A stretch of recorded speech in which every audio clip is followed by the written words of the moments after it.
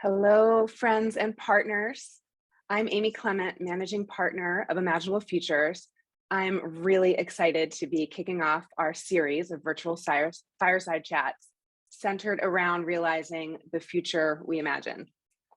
Through this series, we will be exploring different themes to reach brighter, healthier, and more equitable futures for learners, families, and communities. A word on accessibility. There are captions available in both Portuguese and English to all the participants.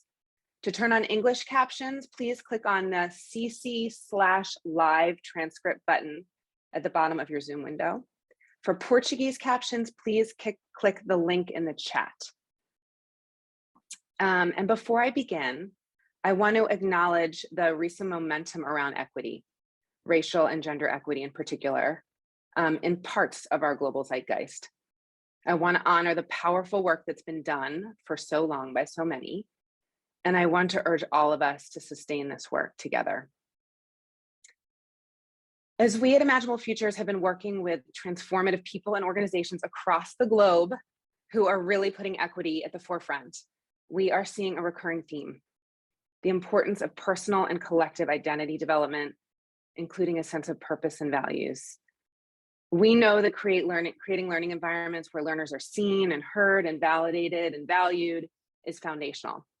And that's why we are asking, how can we support the creation of equitable learning environments that enable all learners to cultivate a deep sense of positive individual and collective identity? And friends, you are in for a treat. During this inaugural fireside chat, we have gathered some remarkable leaders from across the globe, from Brazil, from Kenya, and the US to share their experiences and their wisdom.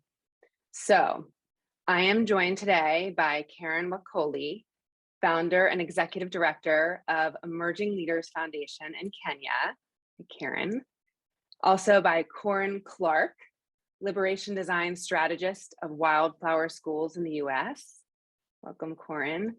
And by Rodrigo Rubido, co-founder and executive director of Instituto Elos in Brazil. So I'd like to invite each of you to introduce yourself, share your story, and kind of how it connects back to today's theme. So Karen, maybe I can start with you. Thank you, Amy. I am so excited to be taking part in this conversation because this whole conversation speaks to me, and my whole life story and journey is actually rooted around what we are discussing here today. Like you ably put it, my name is Karen Wakoli. I am in Kenya. I am the founder and executive director of Emerging Leaders Foundation, where we mentor and nurture and coach the next generation of values-driven leaders. We work with young people below the age of 35 years old. Our constitution and the National Youth Policy defines a young person in Kenya as someone between 18 to 35. So we work with all learners below the age of 35. Now, my story around what we are discussing today is really critical. I don't think I'd be who I am today were it not for my teacher, like the love of my teacher, one of my teachers taking me in and supporting me, paying my school fees, and affirming me and telling me, Karen, you can be anything you want to be. Your background does not define you, your limitations do not define you, but just focus on your mindset and know and understand that whatever you want to be and become, you can be that. And that transformed my life for the better. And even right now, as I work with young people and with children, all I try to do is make sure I affirm them, because I know that there's so much power in affirmation. When children and young people grow up to understand that they have capabilities, they are special, they can be seen and heard, that is really special. So my conversation today will really circle around those thematic areas of being seen, being heard, and just exploring the best potential that individuals, men and women and young people can really become in life. Thank you. Over to you, Emmy. Thank you, Karen. You have so many amazing stories of your leaders. I can't wait for you to share them with the group. So Corin, over to you. Hi, everyone. I'm Corin Clark, as Amy said, liberation design strategist at Wildflower Schools. I work with a really empowering, wonderful network of partners. There's about 50 of us and an incredible network of schools around the United States. I was led to education because of the hope and promise of healing and transformative growth that education holds. And when I say the promise, I'm talking about the promise of education, not necessarily that of schooling. Education, which comes from the root educar, right? To unleash that which is within, that we don't always see reflected in our schools.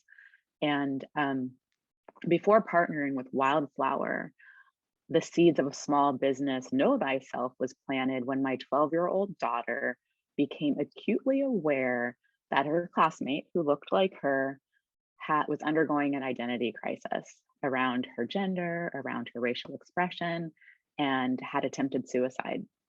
And I could feel the culture of the classroom shift, and my daughter become, really kind of concerned. And after speaking to the school leaders, I was charged to give the class the tools to build esteem literacy by understanding themselves, the racial phenotypes or sex or gender expression from an advantageous perspective, from a celebratory lens that locates them in our collective humanity. And that was the beginning of curriculum development. And I taught for almost a decade with a pedagogical approach, Montessori, that focused on creating environments in which adults could transform themselves and reflect, and children could engage in the growth and transformation of their identity in a way that really allows them to construct their own identity. After seeing how many children were empowered through this pedagogical approach, I was looking for a way to scale these results and spread it across the nation when I discovered Wildflower Schools. And so at Wildflower, as I said before, I work with a team of people to inspire the creation of teacher-led, community responsive schools that empower children, and with a strategic liberatory approach. And so I'm so happy to be in conversation with you all and learn from you all. Thank you. Thanks for that story, Corin. Rodrigo. Hello, Amy, Corin, and everyone watching us now. I'm very happy to be here with you also, speaking from Brazil. I'm sorry if my English is not the best one. I hope I will be able to communicate.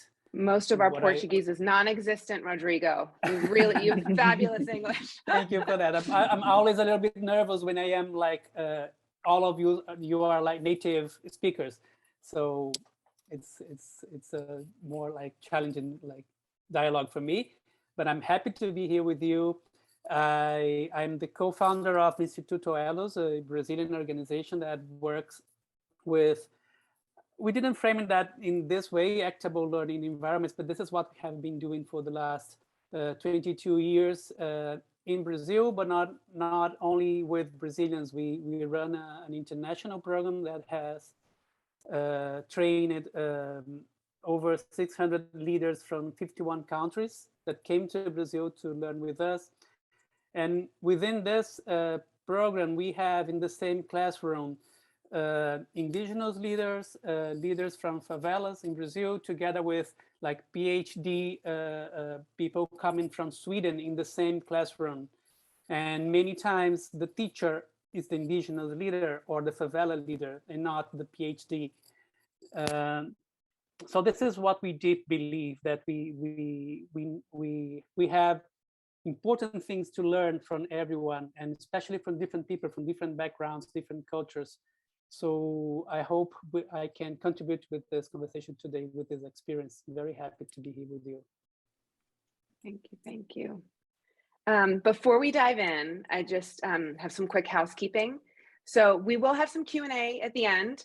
If you have a question for the participants during this conversation or have a reflection you want to share with the group, please put it in the Q&A box. You should see Q&A at the bottom of your screen. Also, we invite you to join the conversation by using the hashtag #TheFutureReimagine on social media to share your own thoughts about equitable learning environments and the future you imagine for learners. So let's dive into some questions. The first one is just, we've seen that there is increasing attention being paid to building and measuring equitable learning environments. including some partners and funders who I know are on this call.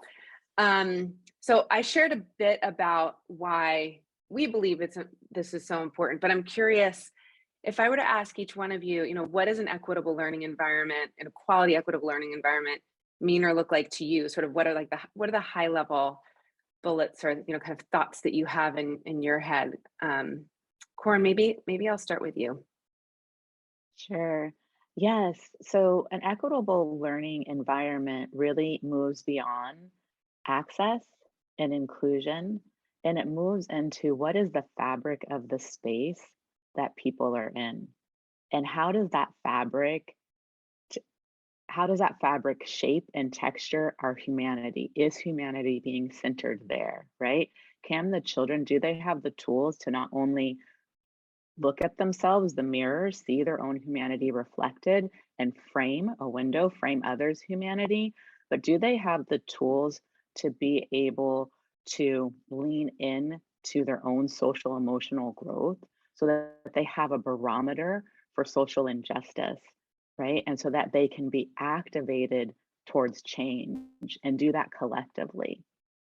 Are the leaders in that environment also engaging in that reflection so that they can hold the space for that self-transformation, doing that for themselves so that they can hold that for the child? So those are some high-level thoughts around what that really looks like, leading with those values. Thank you. Rodrigo, you want to go next? When I read this question, the idea of learning environment, the first thing that came to my mind was a circle. So the first thing I would share is that this environment looks like a circle where each person we know that each person has something valuable to share. And we know that we have something to learn from everyone in the circle. So yes, and this would also imply a change in what is the content of what we are learning. It's not only what someone is bringing, but it's also the reflections. It is the way each person will perceive that content. So this is also part of the learning process. So yeah, I talking about the environment, I think the most important thing is it's what we call in Brazil to have a dialogical learning process. So where the dialogue that is generated through the content, through the experience, it's an important part of the learning process. It's not only what someone is sharing or as a content, as like, let's say the teacher, but all the reflections and that each person will bring are also important. And yeah, I think that's it in terms of environment. I really love the image of the circle. Thank you. I love that we now have barometers and circles. We're going to have many metaphors by the end. Really beautiful stuff. Karen. Thank you so much. And I want to start my response to that question by likening what we are having here today as an equitable learning environment. A few minutes ago, Rodrigo said, talked about his English, and you said, no, come on, you're great. And your Portuguese is even better than some of the Portuguese we can speak or even understand. So you've actually leveled the ground. And I can see that we also have translation to make sure each and every audience member can access and understand whatever we are saying. So this is an example of an equitable learning environment.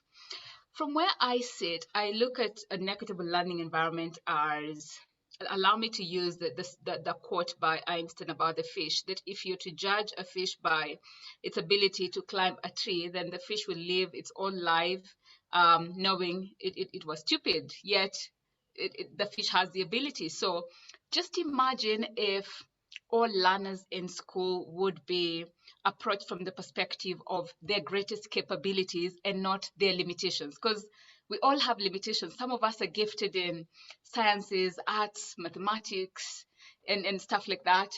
But we are all human beings with inherent, beautiful, amazing capabilities and qualities. And so if we are to approach learning and learners from that perspective, oh, that can be so empowering. And I really like what Corinne said about humanity, education that brings out our humanity. I think that is so key and so beautiful. And I would like to look at, to go further, a little further in talking about equitable learning environment from the Kenyan context and from the African continental context. Access to quality education is so critical, quality and affordable. In a number of African countries, we have free primary education and free secondary education. But the truth is, learning institutions that are privately run are offering better quality education, just that it's a little more costly and expensive for ordinary families in Kenya and in the African context. So quality, access to affordability, I think is really, really critical. The other aspect of equitable learning environment is about the gendered component of it. We have certain cultural contexts in which girls do not access equal opportunities as boys to go to school and learn. Some of them get married off very early. So in such a case, an equitable learning environment would be that environment that allows both boys and girls to thrive and access education and be affirmed that, you know what, both of you are equal, you're the best, and you can achieve whatever it is you want to achieve in life. And just to give a small example, early last week, we launched a program together with the Public Service Commission of Kenya, the HR body for government, to mentor and train young public servants. And so we have a pool of about 50 of them, actually 51, 27 young men and 27 young women and 24 young men. And a number of young women came to us and said, I think I'll have to pass. I will not come for this training session because it was residential, because they have young children, they are lactating mothers. And we said, no, you do not have to miss this amazing opportunity just because you're a mother. And we had to make sure that they have access to getting help and have their babies at the training center. And even for the persons with disability, we made sure that their assistants were there with them, and we provided for accommodation to then just make sure that nobody gets to miss an opportunity to learn and get ahead in life. Over to you, Emmy. I almost interrupted with like, hooray! In our work in Africa, as we've been working with youth, we've identified we must also be focused on early childcare. Otherwise, we're completely leaving women behind. So thank you for that. That was really inspiring. Karen, I want to stick with you for a minute. You have a really interesting kind of 3-step logic model, starting with discover. Can you share more about that sort of what is this discover element? And I know at some point you had shared a beautiful story about Juliet with our team. If you wouldn't mind sharing a little bit of sort of how that came to life through Juliet.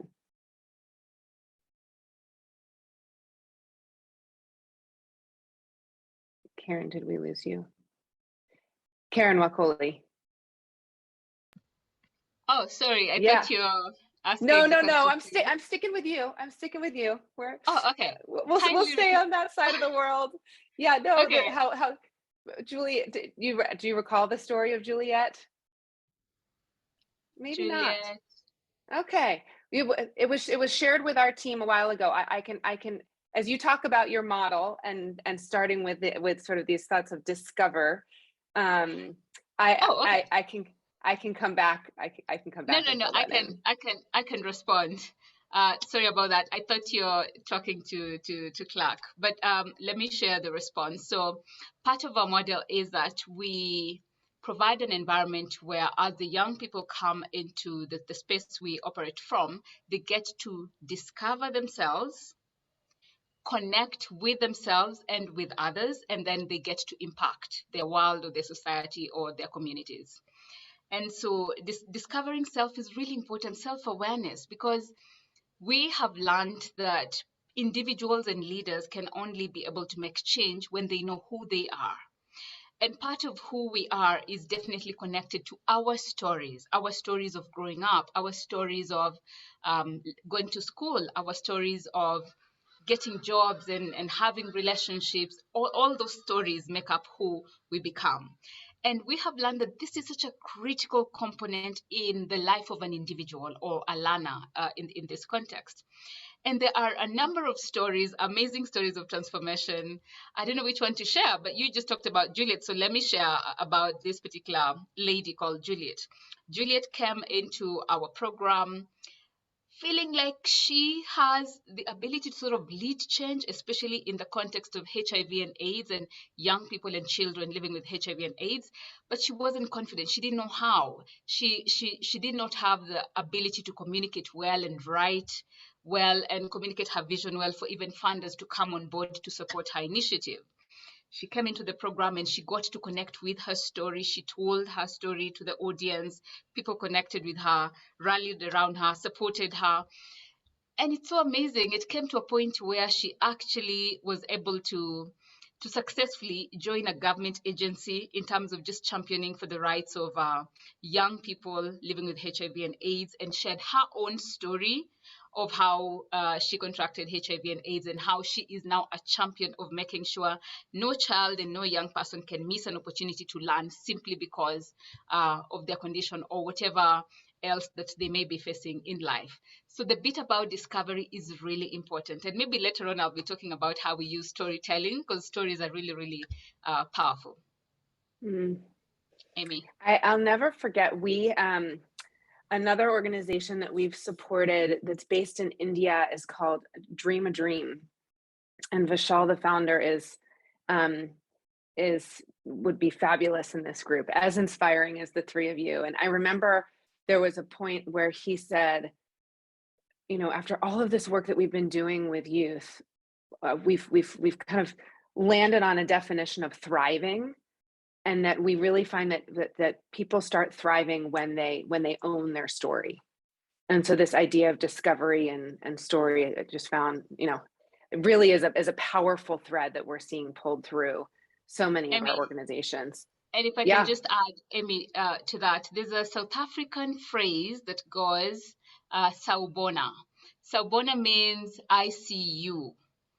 I have also just discovered that the moment learners and young people and children discover and know that they can be seen and they can be heard, and that they have a voice and they can speak and their voices matter, their stories matter, or that's really powerful. It opens up a whole new world for them to begin to explore their greatest potential and capabilities. Over to you, Emmy. Yeah, and other panelists, you know, sort of feel free to jump in here. Rodrigo, I would love to have you build on that a little bit. So similar, you have a model as you work with your youth.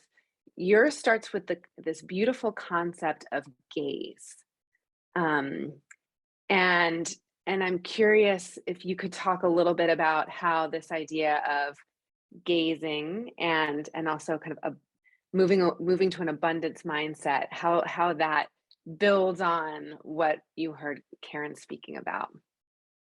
It's interesting because there are a lot of similarities. What Karen was sharing, it resonates a lot with the way we also work.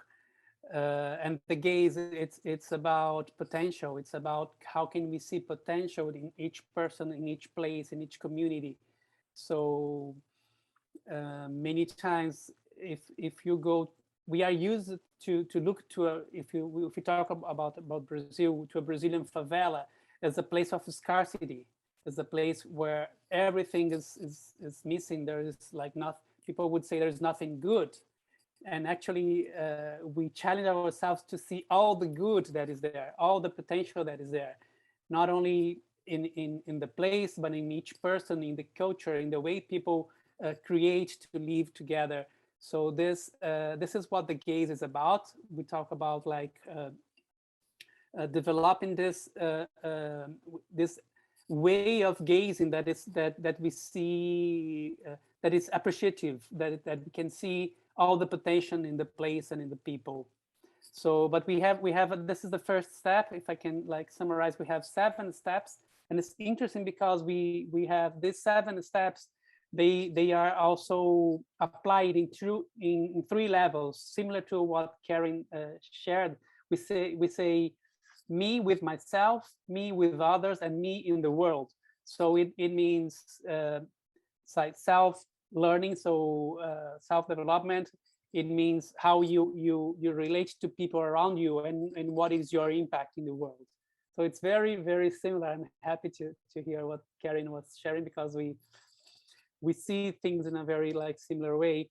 But if I can, so if coming back to the 7 steps, so we start with the gaze, and after that we talk about affection.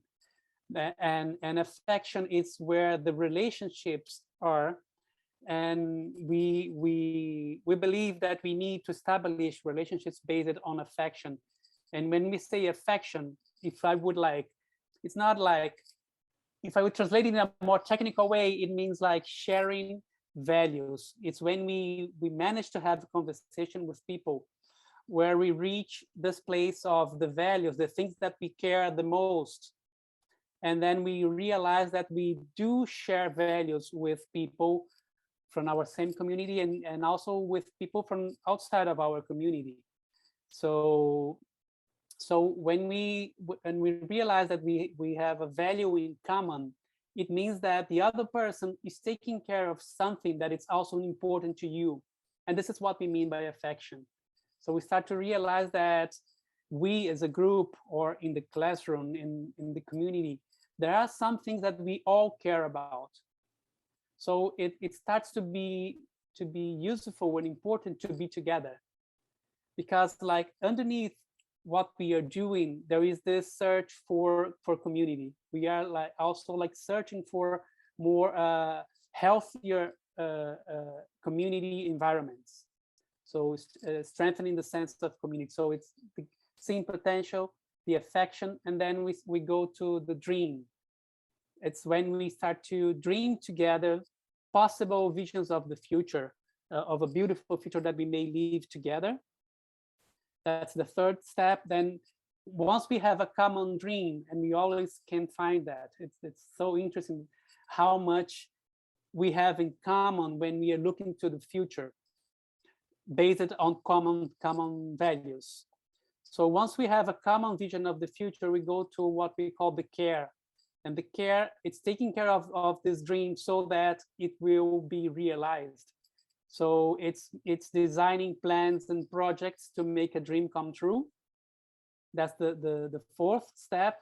And then the 5th we call the miracle. It's when we work hands-on together to make that dream that we designed together, how to make it come true. So now we work hands-on together to make it a reality. We call that the miracle.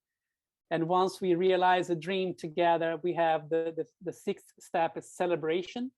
And the celebration is really important because it talks about this sense of community, how the community nurtures us as individuals. So it's really, really important. It's not a great idea that we had.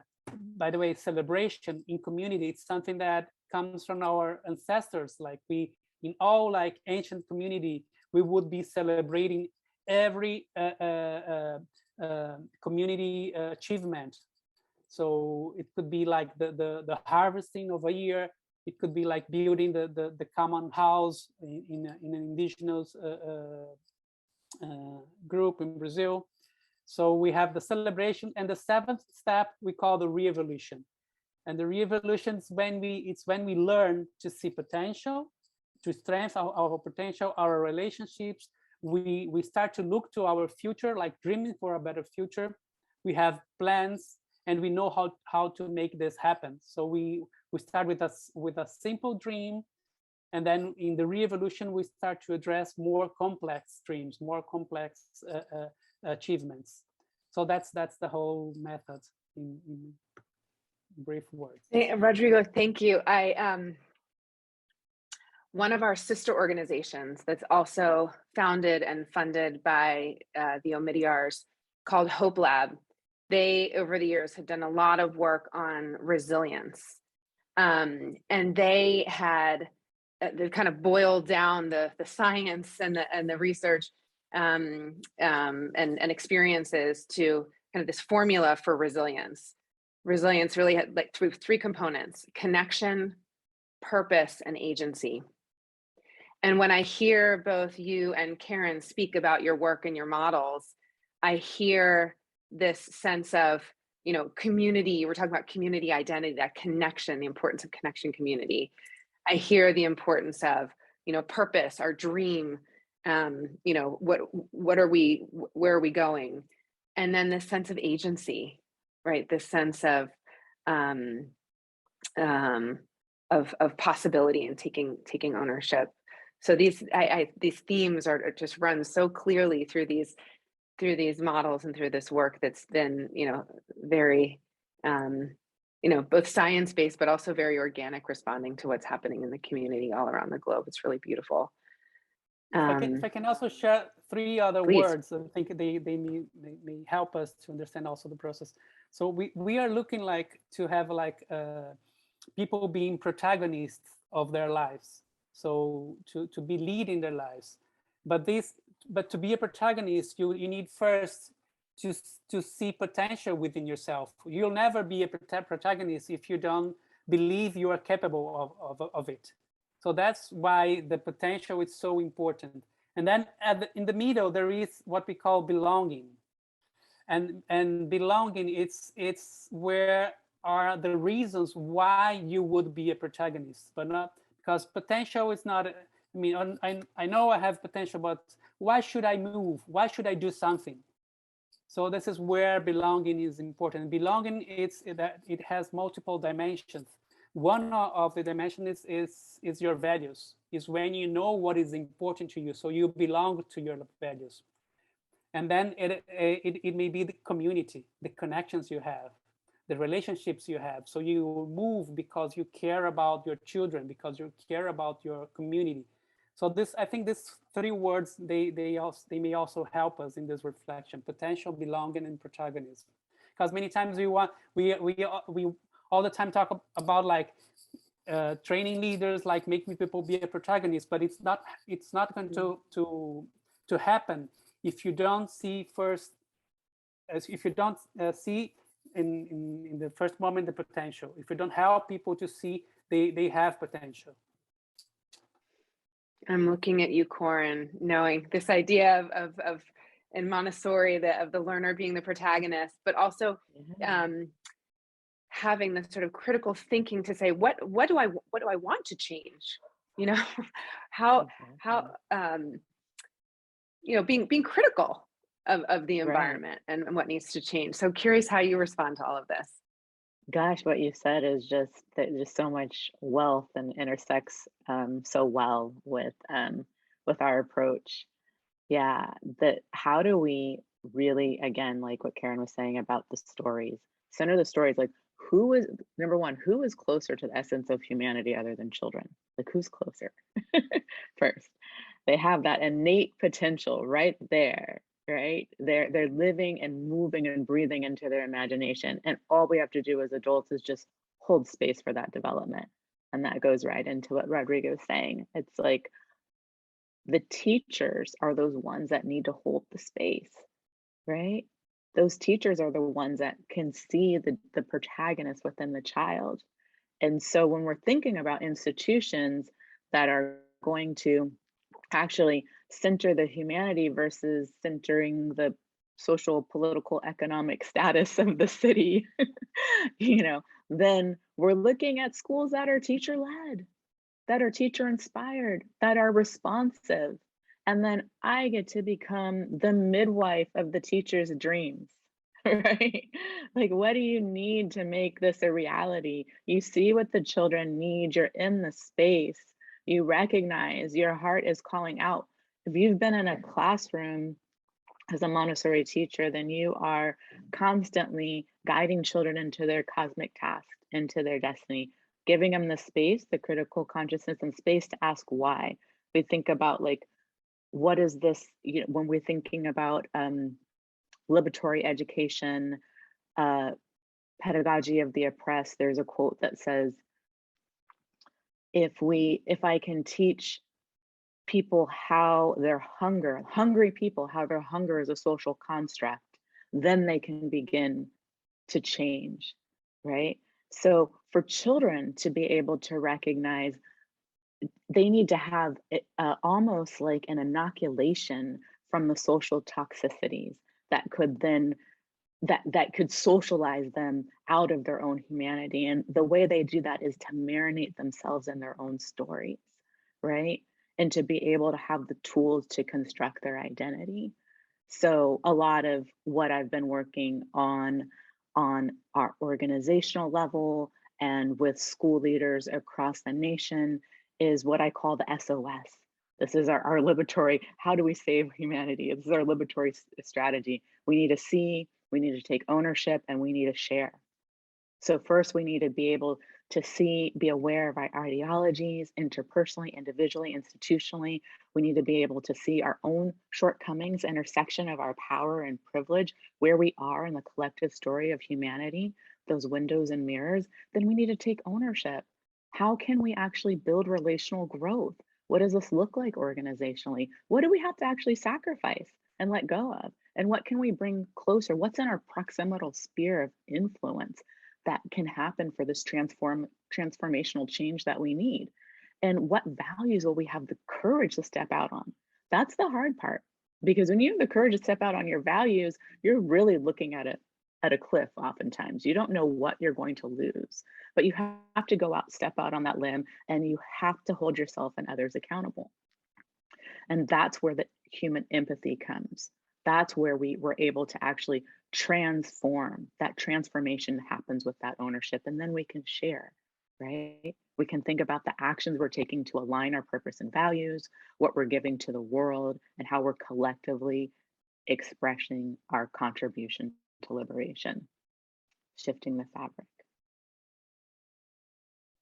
And I I'm gonna told you throw it all you back were to in you. for a treat. There's so much richness here. Thank you. Corin, you may have just answered this, but there may be more. So I just want to stick with you for a minute. You know, I know that you've recently helped Wildflower adopt a new strategic design, and would love to hear, you know, as you think about kind of the most important strategy. I love that, the most. It's so easy to boil these things down. But I'm curious, like, you know, what would you hope organizations and schools adopt to make these kinds of changes we need to bring about liberation? Yeah, the SOS strategy is really, really important. Um, right now, Wildflower is utilizing Barbara J. Love's liberatory consciousness strategy, and that's what I've been introducing. It does align with the Know Thyself SOS strategy. We have the 4 or 5 A's where they move in with awareness. Again, the seeing that I was talking about on all those different levels, seeing who you are, becoming aware ideologically, interpersonally, individually, institutionally, right? And then you move into analyzing where you are on, you know, your sense of power and privilege, your sense of self, your story, and the historical story of, we understand America has a, you know, a very deep and sometimes dark story that can be transformed into so much beauty and goodness, but a lot of people are afraid to shine the light on those places of darkness, and that becomes a festering reality that is, it can be very toxic. So it's so important to analyze, and then to move into how can I be accountable? How can I build allyships? How can I move in to see where and who I can trust and build these relational trusts, and then move together towards action? So those are the 5 A's. We can't take liberatory action alone. And so I've mapped this out so that individuals can see where they're landing in these series of the 4 or 5 A's, and where the institutions are, like where is our institution building awareness? Like, what parts of our institutional structure do we have space? Do we have affinity groups? Do we have space to reflect within the way in which we work? Or are we just going with grind culture? Do we have time to analyze and to think critically, and are the actions that we're taking actually purposeful, driven from a space of liberation and not driven just for the next dollar, right? And so this is what I've been doing on an organizational level, and then when we're working with school leaders, it takes a slightly different shift because the Montessori principles are around, similar to what Rodrigo said, self, environment, and others, right? How do you show up for yourself? How do you show up with others? How do you relate, and how do you relate to your environment? So how can I then make sure that I am moving forward from a liberatory consciousness, and how do I make sure that I am in relation with others around that, and that becomes a part of my prepared learning environment, so that I'm not just preparing for learning, but preparing for liberation, which again, the high kind of level elements of liberation are is there space for transformational growth? Is there space for reflection? Is there space for that critical consciousness? Corin, I'm reminded another one of the organizations that we support is called Teach for All. And they're the network, a network organization of 61 countries, partner organizations, from Teach for Chile to Ensina Brazil to Teach for Kenya. And they recently did some really interesting work where they reached out to all of their partner countries and said, send us your most transformative teachers, the teachers that are transforming children, but also transforming classrooms, schools, and communities. And then they brought these teachers together and really studied, like, what are the common themes here? Very bottoms up. And what they found was, it was not the practices, it was the mindsets. It was the mindsets of being in community and recognizing that they had as much to learn from their students, from their classrooms, from their communities, as the students had from them. And that it was a dialogue, and that it was, really rooted in this sense of liberatory education, which was, really, really quite beautiful. So they're doing more to sort of share that framework, and we'll make sure it gets out to through our communication channels, as all of your work should as well. I'd love to hear more. It's amazing. Yeah, I mean, there's just so much alignment. In a moment, I will actually let me move over now to, we have some Q&A from the audience, and please, everyone, keep it coming. So this first one, creating equitable environments for lifelong learning is something that no single organization or sector can do alone. How have you approached building partnerships and ecosystems for equitable learning? What's worked, what hasn't? I could pick someone, but I'm curious if anybody wants to jump in. I can go. Thanks, Karen. So from our experience in Kenya at Emerging Leaders Foundation in Kenya, what the person asking the question is saying is very true. Government alone cannot solve the different challenges we have in society. Civil society alone cannot. Funders alone cannot. Private sector alone cannot. But when we come together and build synergies based on our competitive advantages as institutions, as entities, as individuals, that actually becomes sustainable, and that works. So collaborations, cooperation, creative collaboration especially, and especially approaching that from a place of common values, common understanding, and shared vision and goal, I think it's really, really powerful. Other than that, part of what has worked for us, and I will also be sharing about what didn't work and we were able to then adapt. Part of what has worked is about making learning both practical and theoretical, moving from the classroom to taking learning down there to the communities where the young people and children are at, and having conversations in the context of their own cultures, language, environment, belief system, because then they get to embrace that even better, and that becomes and ensures sustainability. That as an active organizer, the moment you leave that community, they are there. They are the ones who understand where they are better, their cultures better. They are able to know where to make a shift, what to do to make a shift and cause change. The moment they own that, just like has been expressed with by Corin and Rodrigo, the moment communities own the development and transformation and shift their mindset, then that is sustainable. It becomes very sustainable and lives on beyond maybe what might have been started. Mentorship and coaching really do work. And again, this is based from the perspective of the fact that each and every person already knows something. Even those children and young people who come into our spaces already know something. They have lived experiences, they have lessons that they have learned. And the moment we then open an environment where each and every person gets to share what they know, what they have learned, and we learn from each other, it makes learning democratic, and I think it's really good. It's not just that the teacher or the person at the front or the person sharing or speaking knows it all, but each and every person actually has something to be able to share. Thank you, Emmy.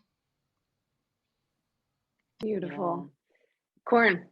Yeah, I kind of want to chime in on that too, because when I think about you know, an ecosystem of learning environments, I think about like what are we actually doing to create fertile ground, right, for partnerships to grow. And it just reminds me of the wildflower structure. Like, we literally started with one school in Cambridge, teacher-led school, one vision, and one seed that then seeded more schools because the community responded and the community needed it. And within a year, there were 7 schools, right? And then it moved to Puerto Rico and there were 7 more schools there. And now a literal ecosystem has been built with hubs in each city. In the nation, I think there might be 17 different schools that are all organically propping up. There's people in different areas that are preparing the environment, starting to build partnerships, starting to look at the landscape of how do we make this charter? What are the needs of the community? You know, how can I make this more accessible? And it's amazing how this ecosystem of schools has emerged in partnerships that are kind of beyond the scope of any one person. You would have to really take a bird's eye view to see. Even at this conference that I'm at now, was an educational conference. I'm meeting people, wildflower people from all over the nation who have like, oh, I've been partnering with her in Colorado, or I've been partnering with this other person in California and in New York. But it's all centered around how do we actually center the humanity of the children and their stories, right? And so many beautiful partnerships have flourished from that space. So I believe there's already the hard part is that there is already a kind of adverse ecosystem that is there. So there's some disruption that needs to happen, and some pollination and some seeding and weeding. But I just wanted to chime in on that, and I'll hand it back to you, Amy. Thanks. Thank you. So it wouldn't be a webinar in 20, you know, in the early 20s if we didn't have a quick mention of COVID. And someone has asked a question around, you know, how the pandemic has had such an impact on students over the past few years. And curious what you all have seen around COVID that may lead to more equitable learning environments. Like, is there anything you feel like we should really keep there, I mean, one of the things that we're seeing, and I'm sure you're seeing as well, is there's finally more dialogue around mental health, and there's more appreciation for the importance of social emotional learning, and you know, obviously, as we think about the whole child, the importance that SEL holds. Curious if there are, and I think that's a great thing. I think that's a wonderful thing, and I hope we continue to hold on to that. And you know, unfortunately, it's inspired because it's just so dire right now. Anything else you all are seeing that COVID is bringing forward?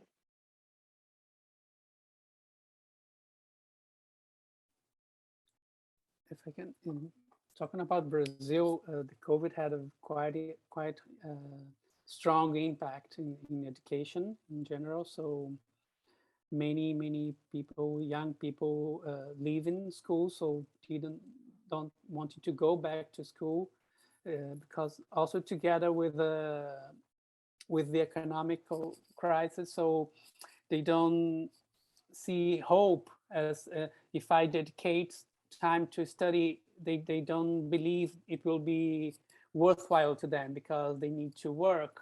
So it's quite complex. I think we have now a much bigger challenge after COVID.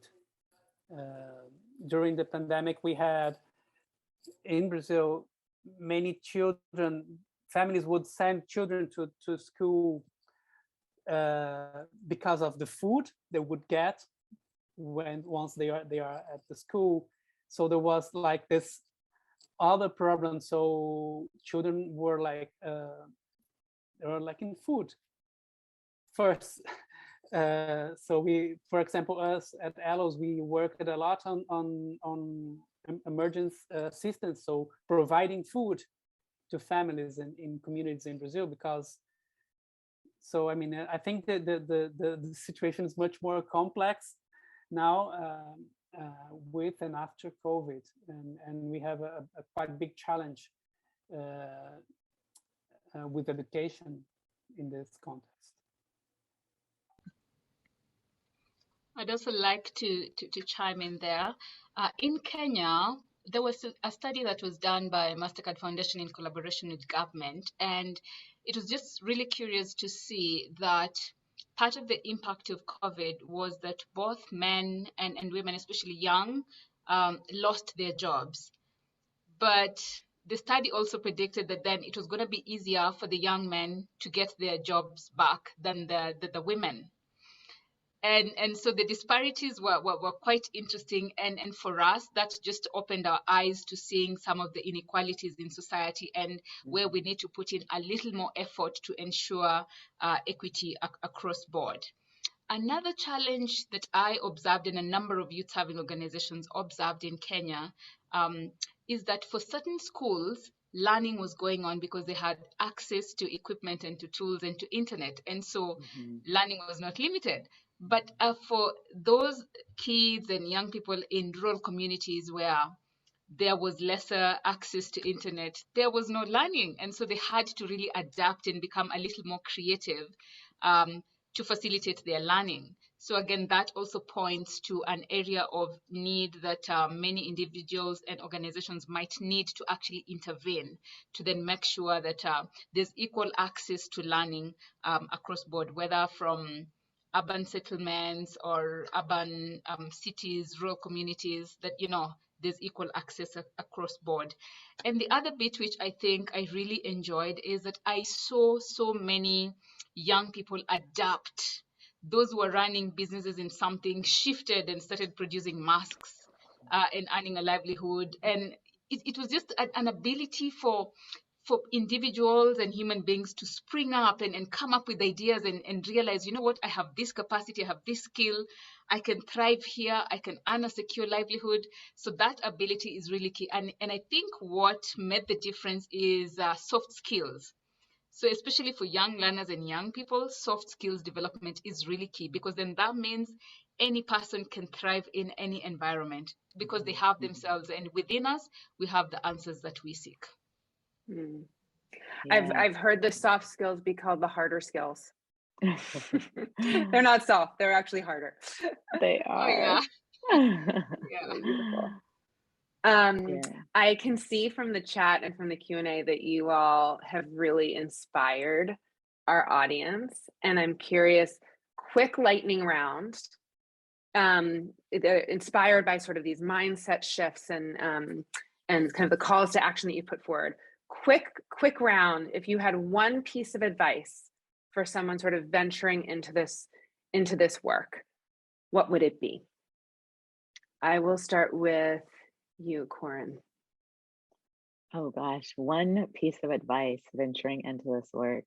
Yeah, you can't do this alone.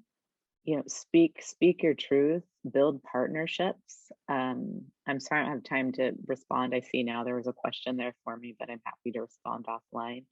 But I know we did build partnerships with training centers, just as, you know, to build that recruitment line for those who are wanting to build more schools. Think about the fact that COVID has offered us a gift.